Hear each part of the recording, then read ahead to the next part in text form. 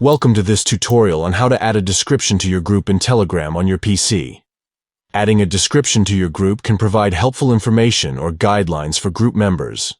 Follow these simple steps to add a description. Step 1. Open the Telegram app on your PC. Step 2. Open your group chat from the chat list.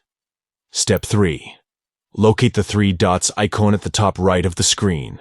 Step 4. Click on Manage Group from the options. Step 5. Under the group photo and name, you will find a field labeled Description Optional in gray.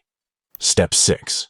Write your desired description in the field, and it will be saved automatically. That's it.